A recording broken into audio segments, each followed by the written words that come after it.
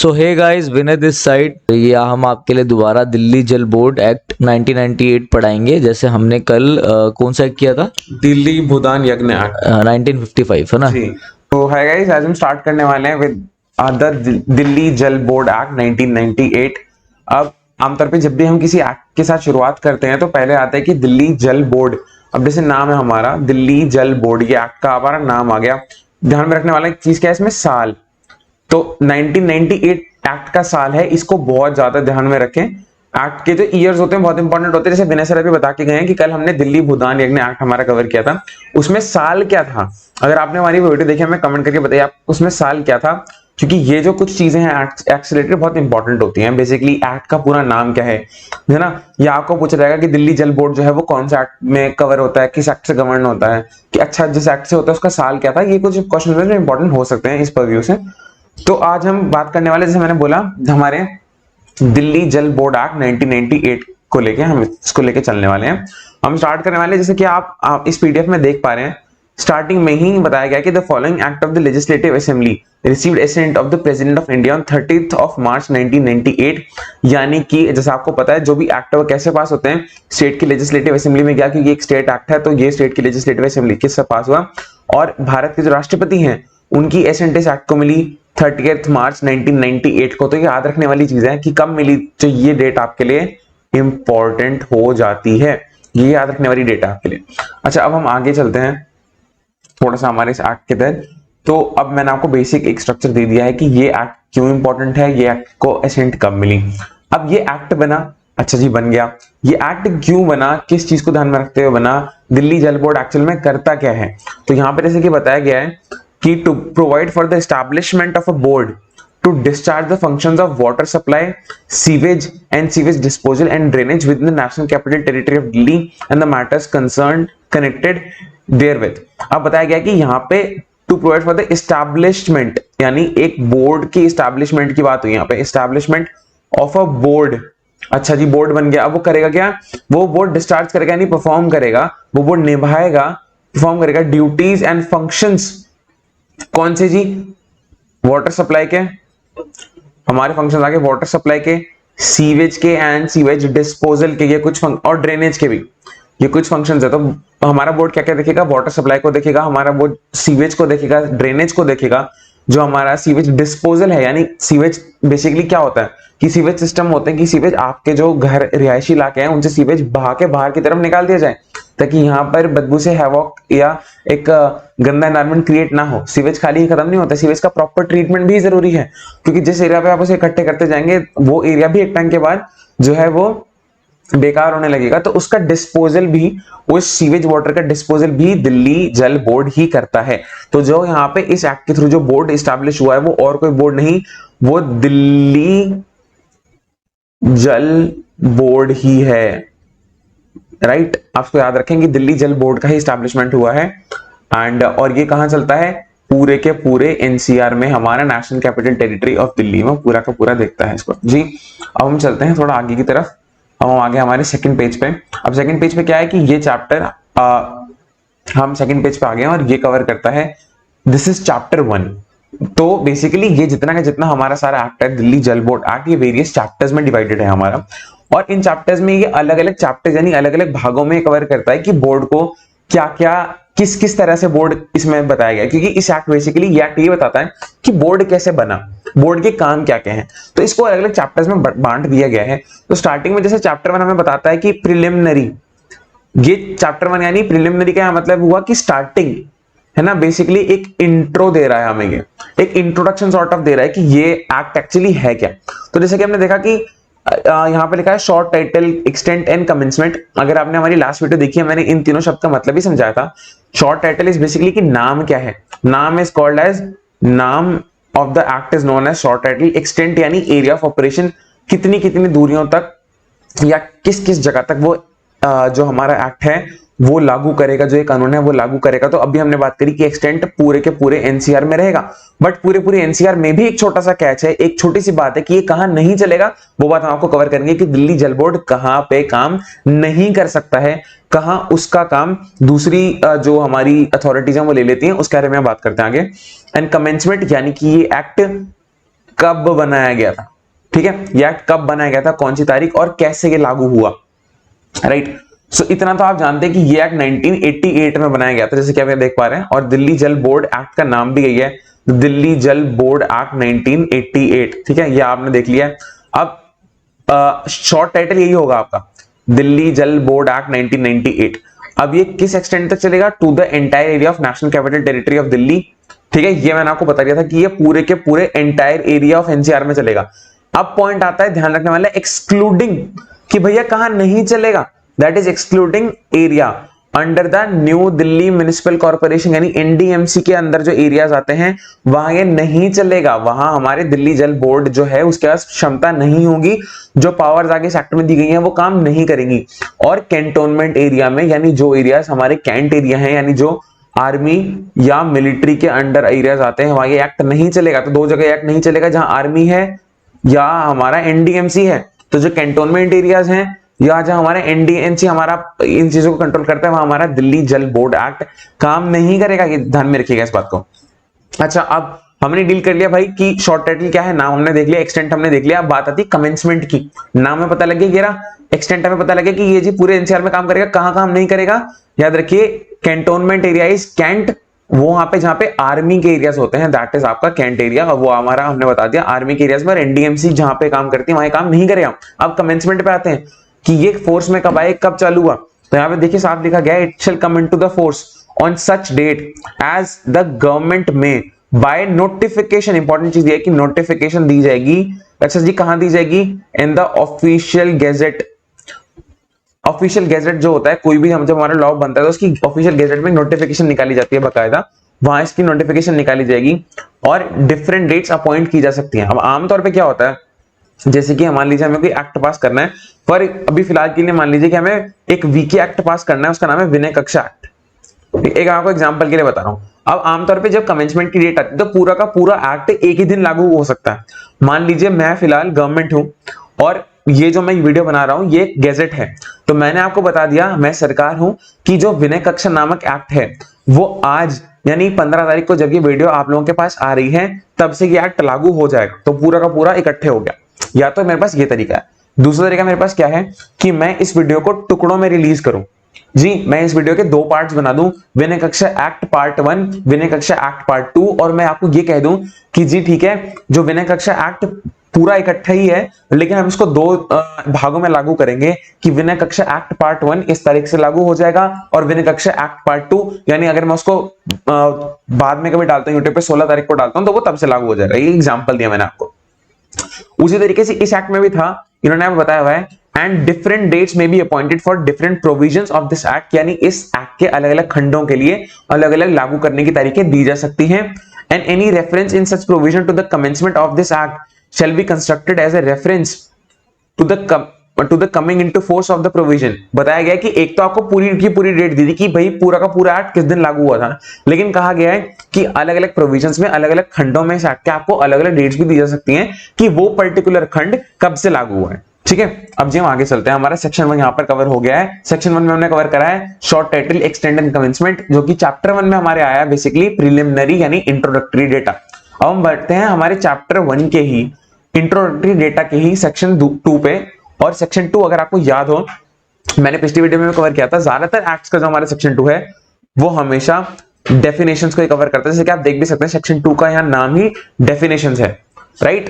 तो 97% of the times जब भी आप कोई एक्ट का एग्जाम दे रहे हैं, कोई क्वेश्चन आता है एग्जाम में किसी भी एक्ट के रिगार्डिंग, फर्ज कीजिए आपको नहीं पता है कि उस एक्ट में फलानी डेफिनेशन कौन सी जगह है, अगर आप ऑप्शंस देखते हैं आपको नहीं आ रहा है तो आंसर 97% ऑफ द टाइम्स आप जा सकते हैं विद सेक्शन 2। आपको सबसेक्शन ध्यान नहीं भी आ रहा है कि अब मान लीजिए क्वेश्चन आता है एडमिनिस्ट्रेटर की डेफिनेशन कौन से एक्ट में, आपको नहीं पता कि भाई 2 के ए में है, बी में है, सी में है, डी है, सबसेक्शन किस में है, आपको नहीं याद आ रहा, आपको इतना तो पता लग ही जाएगा कि भैया वो सेक्शन 2 में तो होगी क्योंकि डेफिनेशन है, सेक्शन 2 से बाहर डेफिनेशन नहीं जा सकती 97-98% ऑफ द टाइम्स। ये मैं आपको अपने personal experience and expert opinion से बता रहा हूं। ठीक है जी, अब यहां पर आपकी सारी की सारी डेफिनेशंस आ जाती हैं कि इस पर्टिकुलर एक्ट में एडमिनिस्ट्रेटर का क्या मतलब है। Administrator means the administrator of the government of national capital territory of Delhi, की इस एनसीटी ऑफ दिल्ली का एडमिनिस्ट्रेटर कौन है, उसी को इस एक्ट में भी एडमिनिस्ट्रेटर कहा गया है। बोर्ड क्या है भैया, अब इस एक्ट में जब बोर्ड शब्द का इस्तेमाल होगा तो बोर्ड का मतलब क्या होगा, यहां पर उसका मतलब होगा Delhi water board establish under subsection 1 of section 3। Basically इसमें बताया गया कि इस एक्ट में सेक्शन 3 के सब सेक्शन 1 में भाई जो हमारा दिल्ली जल बोर्ड है, या जिसका दूसरा नाम आप देख सकते हैं यहां पे, दिल्ली वाटर बोर्ड, अगर हम इसे अंग्रेजी में कहें तो ये हो जाएगा Delhi water board. Water board है, जल से वाटर हो गया, नाम वही का वही रहा, ध्यान रखिएगा इस बात को। बोर्ड का मतलब है दिल्ली वाटर बोर्ड या दिल्ली जल बोर्ड, ठीक है। वो सबसेक्शन 1 ऑफ सेक्शन 3 के तहत बनाया गया है, ये एक ध्यान रखने वाली बात। अब ये सारी डेफिनेशंस हैं और ये डेफिनेशंस ज्यादा डिटेल नहीं है जिनमें मुझे आपको समझाने की कुछ जरूरत पड़े, तो ये आप खुद भी कवर अप कर सकते हैं। ये आपका सेल्फ रीडिंग वाला मटेरियल ज्यादा है, पीपीटी आपको डिस्क्रिप्शन में मिल जाएगी, या अगर आप हमारे टेलीग्राम वाले लिंक पे जाते हैं वहां भी आपको ये पीपीटी अवेलेबल हो जाएगी। अब हम बढ़ते हैं, ये सारा जो आप फिलहाल स्क्रीन पे देख रहे हैं ये सेक्शन 2 ही है। सेक्शन 2 में एक्चुअली डेफिनेशंस की लेंथ काफी ज्यादा है। जैसे कि देखिए यहाँ पर सेक्शन 2 जो हमारा है, यहाँ पे डेफिनेशंस Z तक पहुंच जाती हैं। 26 अल्फाबेट्स होते हैं हमारे, ये ऑलरेडी Z तक पहुंच चुकी है, यानी 26 डेफिनेशंस तो यही हो गई जी पूरी। लेकिन डेफिनेशंस उसके बाद भी है इस एक्ट में, तो क्या किया इन्होंने, अब ये AA आ गया है यहाँ पे, लाइक A to Z जो था हमारा वो तो खत्म हो गया, ठीक है जी। अब इन्होंने AA to ZZ चलाएंगे अब ये, ठीक है जी, ये याद रखेंगे, हम कंफ्यूज नहीं होना है, AA to ZZ चलेगा। तो AA से डेफिनेशंस दोबारा चालू हो गई हैं, AA से डेफिनेशंस दोबारा चालू हो गई हैं और ये चलती रहेंगी कुछ इस तरह से हमारी डेफिनेशंस कैरी ऑन होंगी अंटिल AO।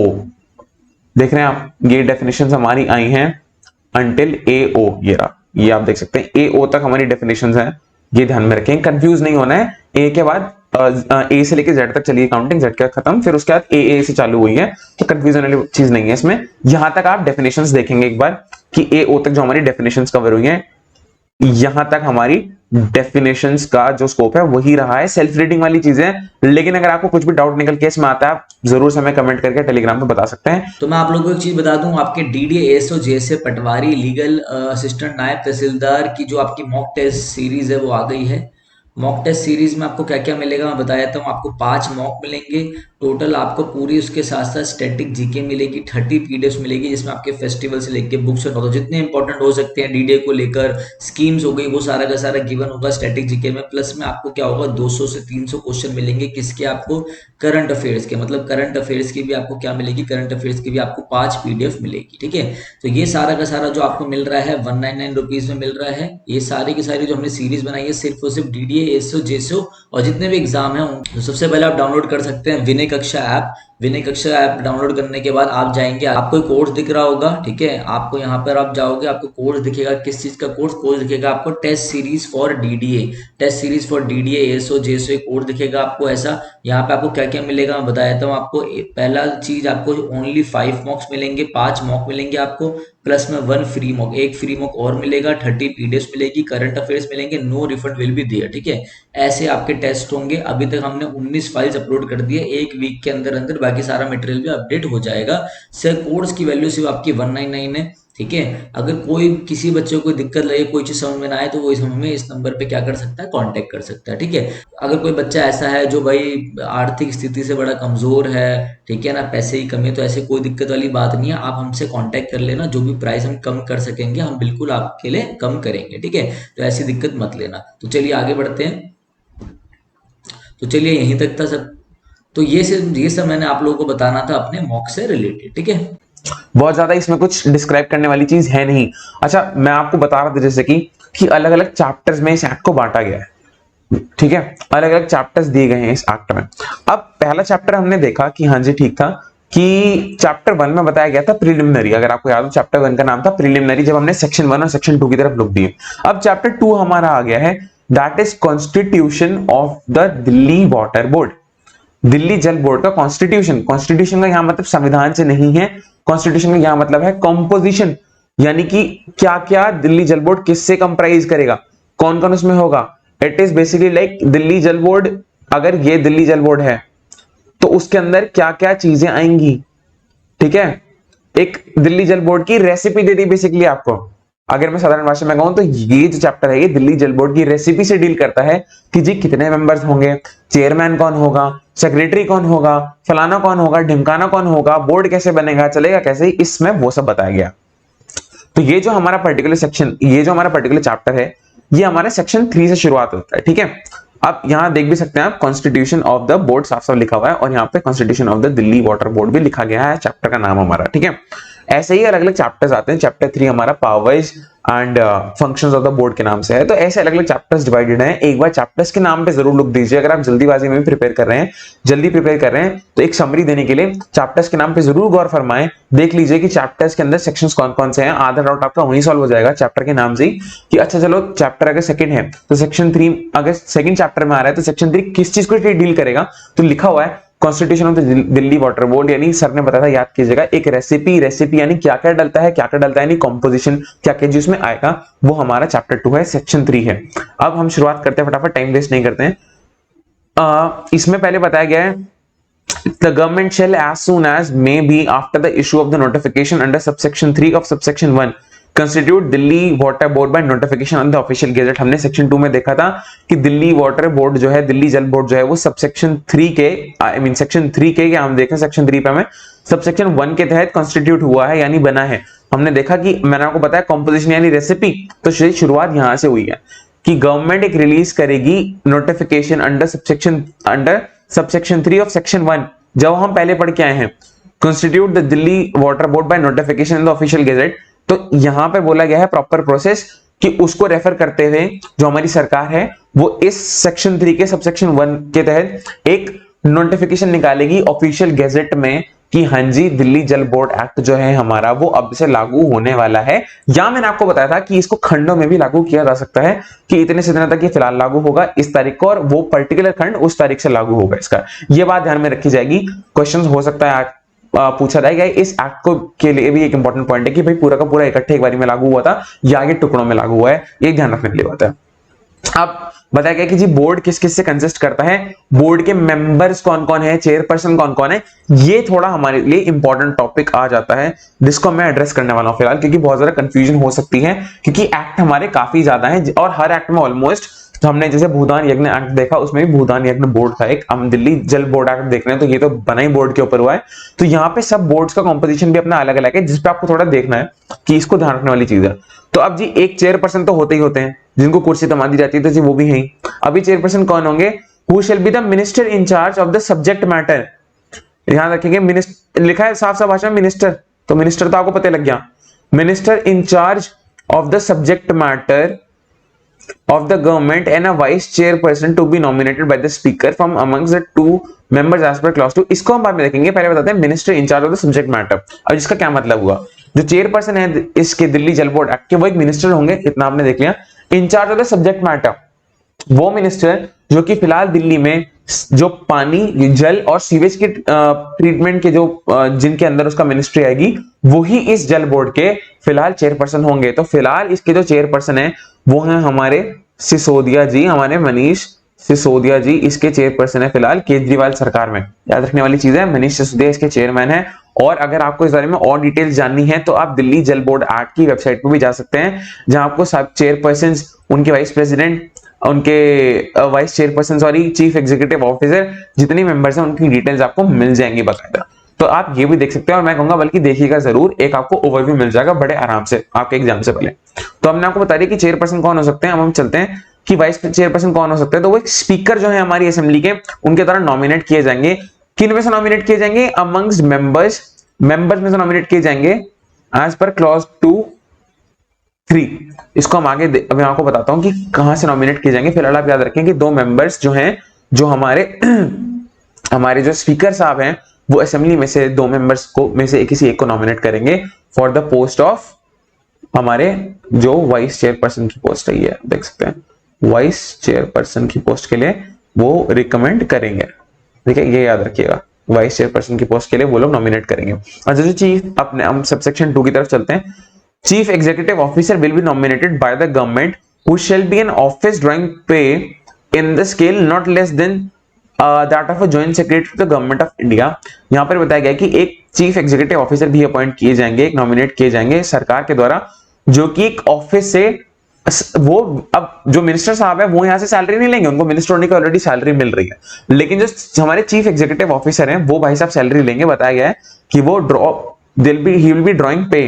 ड्रॉइंग पे का मतलब होता है यहाँ पर कि वो अपना वेतन लेंगे, वो अपनी सैलरी लेंगे यहाँ पे दिल्ली जल बोर्ड से in the scale not less than that of a joint secretary to the government of India, यानी बोला गया है, और उनका वेतन जो है वो जॉइंट सेक्रेटरी जो है भारत सरकार के उनसे कम नहीं होगा, ध्यान रखिएगा। सबसेक्शन 3 की तरफ चलते हैं हम। 3 members of the legislative assembly of the national capital territory of Delhi to be nominated by the speaker। अब यहाँ पे बताया गया है कि 3 members जो होंगे दिल्ली की जो हमारी सभा है, जो हमारी लेजिस्लेटिव असेंबली है, वहां से नॉमिनेट करे जाएंगे, यानी चुने जाएंगे 3 members हमारे किसके द्वारा, स्पीकर साहब जो है हमारी असेंबली के उनके द्वारा, ठीक है। 2 members of the municipal corporation of Delhi ex officio, 2 ex officio जो पहले ऑफिस होल्ड करते थे, कोई 2 मेंबर्स हमारे एमसीडी के दिल्ली के, उनको भी यहाँ पे रखा जाएगा। और किसको रखा जाएगा जी, the commissioner of municipal corporation of Delhi ex officio, जो हमारे एक्स कमिश्नर थे किसके जी, एमसीडी के, इनको भी रखा जाएगा, ठीक है। याद रखिएगा एक्स, यानी कि जो पूर्व में रह चुके हैं, जो पूर्व हैं, फिलहाल वाले नहीं, उनके पास तो एमसीडी का चार्ज ऑलरेडी है, जो पहले रह चुके हैं उनको रखा जाएगा।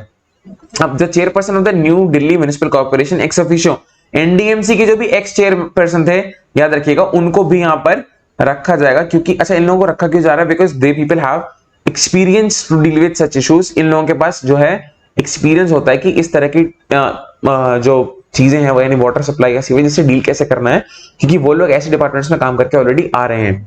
अब हम आगे चलेंगे। A member water supply to be nominated by the government who shall be an engineer drawing pay not less than that of a joint secretary to the government of India. अब बताया गया एक मेंबर जो कि water supply में specialise करेगा, एक engineer होगा, और वो भी सैलरी लेगा जैसे हमारे चीफ एग्जीक्यूटिव ऑफिसर ले रहे थे।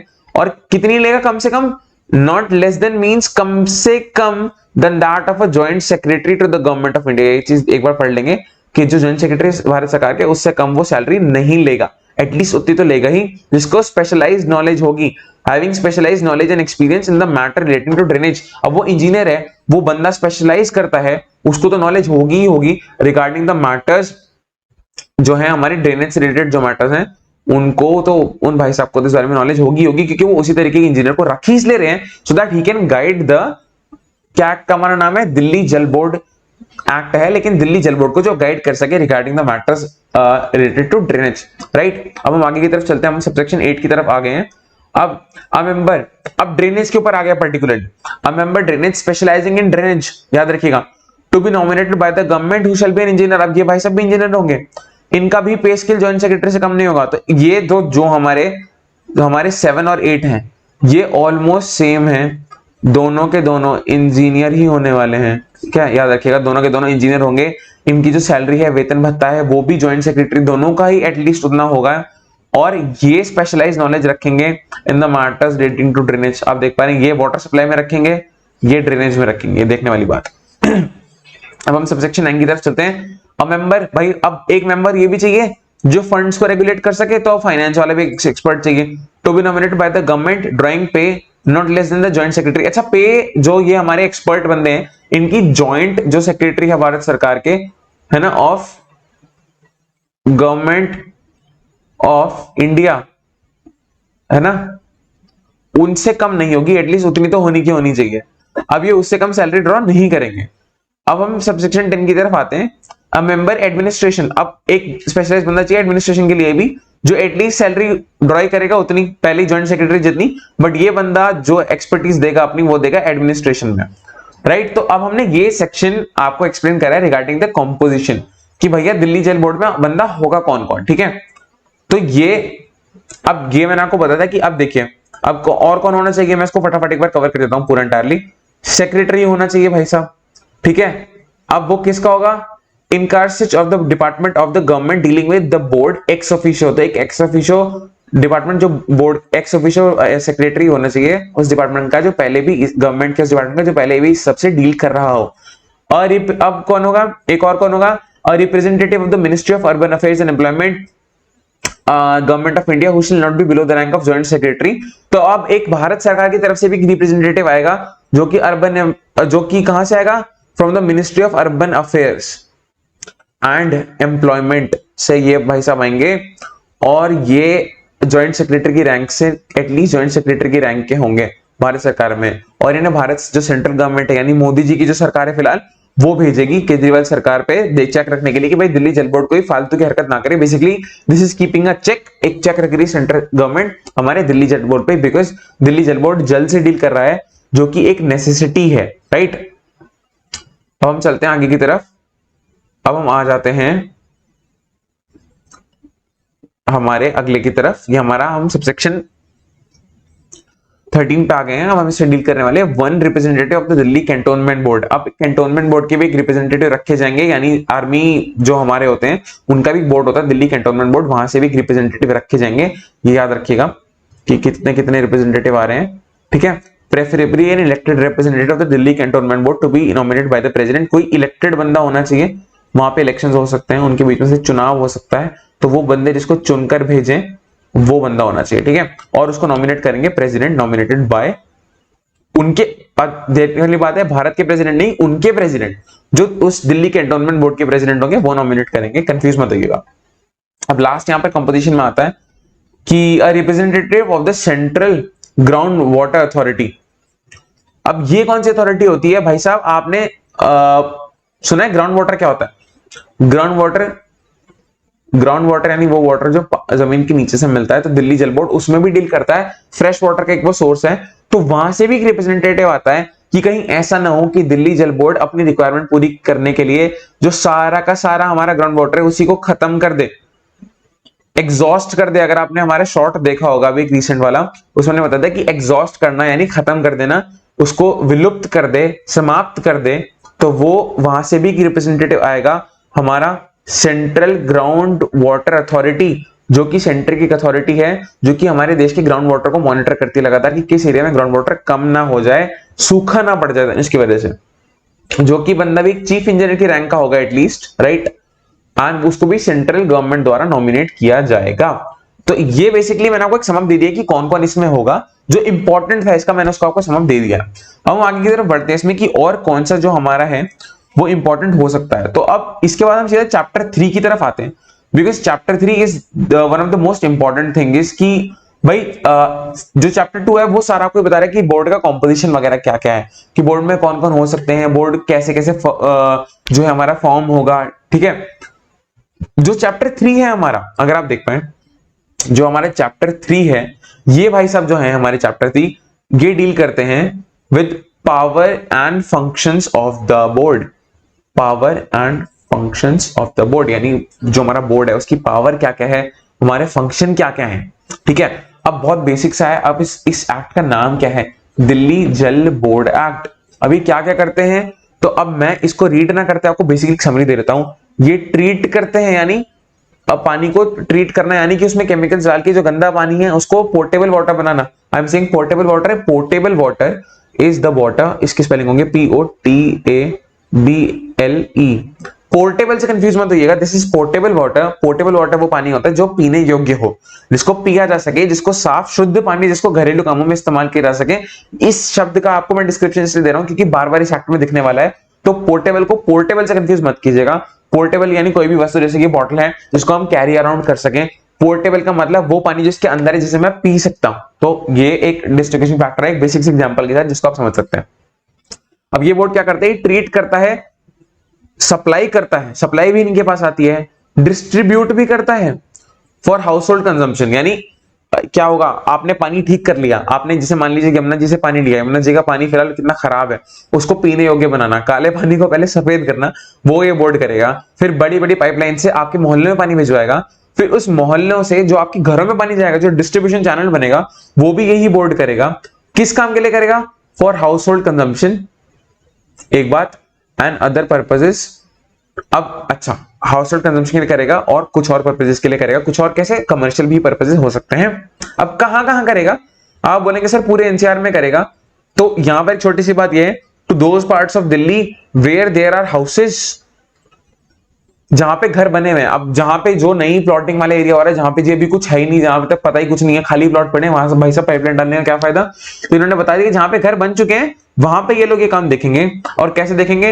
वेदर थ्रू पाइप्स और बाय अदर मीन्स, चाहे पाइप से भेजें या किसी भी और तरीके से भेजें, पानी भेजना इनका काम है, साफ स्वच्छ पानी भेजना इनका काम है। अच्छा, अब हम आगे चलने वाले हैं इसकी तरफ थोड़ा सा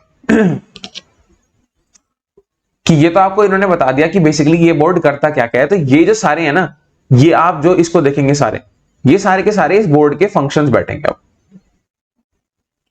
और ये इसी से डील करेंगे कि हाँ जी आपने पानी की डिलीवरी जो है उसको कैसे डील करना है, पावर प्रेजेंट फंक्शन ही रहेगी आपकी। अब ये एक बहुत इंपॉर्टेंट आपका कवर अप हो गया, ठीक है। अब जो बात एक इंपॉर्टेंट एक सेक्शन निकल के आता है इसमें से, दैट इज सेक्शन 11। बहुत इंपॉर्टेंट सेक्शंस में से आता है, मैंने फिल्टर आउट करके पहले रखा हुआ था। ये भाई साहब किससे डील करते हैं? Supply of water for domestic purposes not to include any supply for specific purposes. आप समझ पाए इससे कि जो डोमेस्टिक पर्पसेज यानी घरेलू, जब घरेलू कामों के लिए पानी जाना है तो वो किसी स्पेसिफिक पर्पस के लिए नहीं जाएगा। मतलब बेसिकली कहने का मतलब है कि घरेलू यूज के लिए अगर पानी जा रहा है तो उसको भाई साहब आप कमर्शियल पर्पस में नहीं ले सकते। ये नहीं कि आपने लिखवा वहां पे रखा कि नहीं मेरे घर में पानी आ रहा है और आपने वहां सर्विस सेंटर खोल दिया गाड़ियों का जहां गाड़ियां आके धुल रही हैं, उस मामले में दिल्ली जल बोर्ड आपका जो पानी कनेक्शन है वो काट भी सकता है, राइट। तो आप अगर डोमेस्टिक पर्पस क्लेम कर रहे हैं तो आप फिर उसको डोमेस्टिक पर्पस में यूज करेंगे भाई साहब, आप उसको किसी धंधे पानी में यूज नहीं कर सकते, ठीक है। उसके लिए आपको अलग से कनेक्शन लेना पड़ेगा कमर्शियल वाला, है ना, ऐसे दिल्ली जल बोर्ड का कहना है, ठीक है। अब हम आते हैं सेक्शन 11 एक्चुअली कहता क्या है। To supply of the supply of water for domestic purposes shall not deem to include such supply thereof for animals. अब आप क्या क्या नहीं कर सकते घरेलू पानी की सप्लाई से? फॉर एनिमल्स और for washing vehicles where such animals और vehicles are kept for sale और हायर। आप जानवरों को नहला नहीं सकते इस पानी से, आप जानवरों के लिए इस पानी का इस्तेमाल नहीं कर सकते, आप गाड़ी धोने के लिए इस पानी का इस्तेमाल नहीं कर सकते। आप पूछेंगे ये कैसे, मैं फटाफट बता देता हूं। ऐसा नहीं कि आपने खुद के पालतू कुत्ते या जानवर को आप नहीं नहला सकते, आपने खुद की गाड़ी या मोटरसाइकिल नहीं धो सकते। यहाँ पे आता है वेयर सच एनिमल्स और vehicles are kept for the hire or sale, जहां पर ऐसे व्हीकल्स को या जानवरों को खरीद फरोख्त के लिए रखा जाए, या for the trade and manufacture of और बिजनेस, या किसी चीज को मैन्युफैक्चरिंग को प्लांट डाल दें, आप फैक्ट्री डाल दें, आपने डोमेस्टिक लिख के फैक्ट्री डाल दी, वो काम नहीं हो सकते। फाउंटेन स्विमिंग पूल नहीं बन सकते, उस पर कोई कंस्ट्रक्शन वर्क भी उस कनेक्शन के थ्रू नहीं किया जा सकता, ठीक है। अब अगले हमारे सेक्शन 12 जो है, सेक्शन 11 हमने देखा, सेक्शन 11 जो है हमारा वो डोमेस्टिक के लिए डील कर रहा है, ठीक है, घरेलू के लिए, घरेलू यूज के लिए डील कर रहा है। सेक्शन 12 किसके लिए डील करेगा? ये कमर्शियल के लिए डील कर रहा है। ये कुछ इतना डिफरेंस है नहीं इसमें, आप सेल्फ स्टडी कर सकते हैं। इसमें बेसिक डिफरेंस यही है कि जो हमारे सेक्शन 11 है वो डोमेस्टिक के लिए डील कर रहा है, सेक्शन 12 हमारा कमर्शियल के लिए डील करेगा, और ज्यादा इंपॉर्टेंस का इसमें कुछ है नहीं। मूविंग ऑन टू सेक्शन 14, हमारा सेक्शन 14 भी बहुत इंपॉर्टेंट में से आता है। अब भाई साहब मैंने आपको बताया था कि यहाँ पर खाली खाली इनकी डिपार्टमेंट की जिम्मेदारी ये नहीं है। अगर आपको याद हो जब हम कंपोजिशन की बात कर रहे थे तो एक्सपर्ट इनके पास खाली वाटर सप्लाई के नहीं है, इनके पास एक्सपर्ट ड्रेनेज के भी हैं। एक चीफ एग्जीक्यूटिव ऑफिसर के पास जो इंजीनियर्स हमारे आते हैं, वो इंजीनियर जो हमारे एक्सपर्ट हैं वो खाली सप्लाई के नहीं है, वो ड्रेनेज के भी हैं। तो दिल्ली जल बोर्ड के पास ये भी पावर है कि वो मेन्स, सीवर, पाइप और ड्रेन्स को भी ले करेंगे। इसको आप पूरे सेक्शन 14 को पढ़ सकते हैं। ये बेसिकली सीवर एंड ड्रेन से डील करेगा कि ड्रेनेज सिस्टम को भी लगाने की पावर है हमारे दिल्ली जल बोर्ड पे। तो इसमें कुछ डिफिकल्ट नहीं है, बस याद रखने वाली चीज क्या है कि सेक्शन 14 हमें बता रहा है, सेक्शन 14 से एक नया हमारा चैप्टर एक नया स्टार्ट हो रहा है, जहां पर हमें सीवर, पाइप और ड्रेन्स यानी सीवर, पाइप और नाली जो गंदा पानी ले जाने की है उसके भी उसको भी डील करने की पावर दिल्ली जल बोर्ड के पास ही है, ठीक है। एक्सेप्ट कहां नहीं है, मैंने आपको दो चीज बताई थी। एक एनडीएमसी जहां पर डील कर रही है वहां क्या होगा जी, ये लोग साफ पानी ले जाके एनडीएमसी को दे देंगे जी, अब आप आके बांट दो। जहां कैंटोनमेंट एरिया वहां ले जाके कैंटोनमेंट वालों को पानी दे देंगे, दिल्ली कैंटोन जो हमारे कैंटोनमेंट बोर्ड होंगे उनको पानी दे देंगे जी, भाई साहब आप आगे खुद बांट लो, हमारा काम यहां तक खत्म होता है, ठीक है जी। अब आगे की तरफ चलते हैं। अब जो हमारा इंपॉर्टेंट सेक्शन आता है दैट इज सेक्शन 19। अच्छा, प्रोविजन ऑफ फायर हाइड्रेंट्स, ये भी एक इंपॉर्टेंट सेक्शन आ जाता है हमारे सेक्शन 16। ये भी एक बार देख लेने वाला सेक्शन है, उतना ज्यादा इंपॉर्टेंट मैं नहीं कहूंगा, not so that important, but fire hydrants का भी आता है। यहाँ पे एक क्वेश्चन ये आ सकता है कि बड़ा एक डिस्टिंग्विशिंग फैक्टर, जब मैं इसे स्टडी कर रहा मैंने नोटिस करा कि दिल्ली जल बोर्ड, अगर आपने देखा हो सड़क किनारे लाल कलर के इतने तरह से खंबे खड़े रहते हैं, जिसमें से जब आग वाग लग जाती है तो फायर ब्रिगेड पानी लेने के उन पे कनेक्ट करके उनसे पानी ले सकती है। वो मेन वाटर पाइपलाइन से कनेक्टेड होते हैं। फायर हाइड्रेंट्स आप लोगों ने देखे होंगे। अगर मैं आपको बताऊं तो अगर हमारे से हो सका हम कुछ फोटो इंसर्ट कर देंगे फायर हाइड्रेंट्स की, ताकि आप देख सकें। बेसिकली उनको लगाने का काम भी हमारे दिल्ली जल बोर्ड का ही होता है, लेकिन उनको जहां जहां लगाना है वो आपको कौन बताएगी? फायर ब्रिगेड बताएगी। और उनको लगाने का जितना खर्चा आएगा वो कौन देगा? वो भी हमारी फायर ब्रिगेड ही देगी। जो हमारी फायर ब्रिगेड वाली अथॉरिटी है वो ही उसका खर्चा देगी, लेकिन एक बार वो लग गए, उनका खर्चा दे दिया हमने उनको लगाने का, फायर ब्रिगेड ने, एक बार वो लग गए, लगने के बाद उनसे जो पानी इस्तेमाल किया जा रहा है उसका खर्चा फिर फायर ब्रिगेड नहीं देगी, वो आजीवन उनके लिए फ्री है, बिकॉज वो इमरजेंसी यूज के लिए आ रहा है। एक बार आप देख लीजिए इंस्टॉलेशन चार्जेस ही हैं बस, ठीक है। बस यही इस सेक्शन 16 में एक बात है, जब आप पढ़ेंगे इसको ध्यान में रखें, आपको पढ़ के खुद भी पता लग जाएगा जब इसको पढ़ेंगे, एक बार स्टडी करेंगे। खाली इंस्टॉलेशन चार्जेस है फायर हाइड्रेंट्स के, यूज के कोई चार्जेस नहीं है, बिकॉज वो एक इमरजेंसी यूज में यूज करने वाली आइटम है। मूविंग ऑन टू सेक्शन 19, जैसा कि मैं आपको बता रहा था सेक्शन 19 एक इंपॉर्टेंट है। अब क्यों? क्योंकि यहां पर दिल्ली जल बोर्ड हम कहते हैं ना भाई फलाने का कनेक्शन काट दिया, ढिमलाने का कनेक्शन काट दिया, तो उनके पास पूरा पूरा राइट है कनेक्शन काटने का। तो सेक्शन 18 से ये हमारा नया चैप्टर स्टार्ट होता है, पावर टू कट ऑफ और टर्न ऑफ वाटर सप्लाई। इनके पास कनेक्शन काटने का भी हमारा पूरा पूरा जुगाड़ है, पूरा पूरा सिस्टम है, पूरा पूरा अधिकार है। सेक्शन 18 और 19 इसी से डील करता है, बट सेक्शन 19 पर्टिकुलरली कहता है कि वेस्ट अगर कहीं हो रहा है, पानी का मिसयूज हो रहा है, तो वो भी दिल्ली जल बोर्ड चेक कर सकता है। सेक्शन 19 आप स्टडी कर सकते हैं, याद रखेंगे मिसयूज से डील करता है, ठीक है। इसको आप जरूर से ध्यान में रखें, सेक्शन 19 हमारा मिसयूज से डील करेगा, ठीक है। अब ये जो हमारा पूरा का पूरा चैप्टर है, ऐसे ऐसे जैसे हमारे नए नए एक एक चैप्टर ये एक एक टॉपिक्स आते रहते हैं, इनको आप जरूर से स्टडी करें। ये ऐसे जो हेडर्स आते हैं हमारे, ये हेड्स हैं, इनको एग्जाम से पहले एक बार जरूर लुक करें। मैं आपको इंपॉर्टेंट कवर करा रहा हूं जो कि एग्जाम पर से इंपॉर्टेंट हो सकते हैं। अब जो हमारा अगला इंपॉर्टेंट है वो हमारा सेक्शन 29 है। सेक्शन 29 काफी इंपॉर्टेंट निकल के आता है हमारा इस उसमें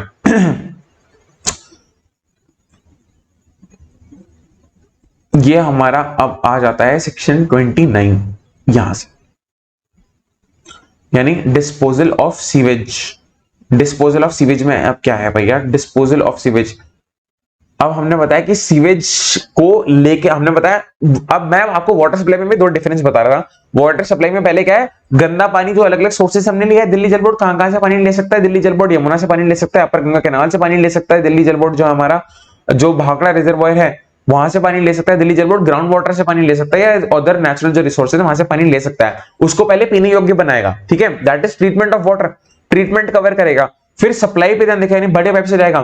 फिर लोकलाइज सप्लाई देखेगा कि आपके मोहल्ले में उसका डिस्ट्रीब्यूशन कैसे हो, ठीक है, क्या क्या तीन चेन आई, पहले ट्रीटमेंट, ठीक है, पीने योग्य बनाया, फिर सप्लाई करा, फिर डिस्ट्रीब्यूशन करा, तीन प्रोसेस आएंगे। उसी तरह सीवेज में भी अब उल्टा चलता है, आपके घरों से आया कलेक्शन, कलेक्शन के बाद सप्लाई तो रहेगी, अब आपको सप्लाई नहीं करना, उसको कैरी आउट करना, आपको लेके जाना है उसको।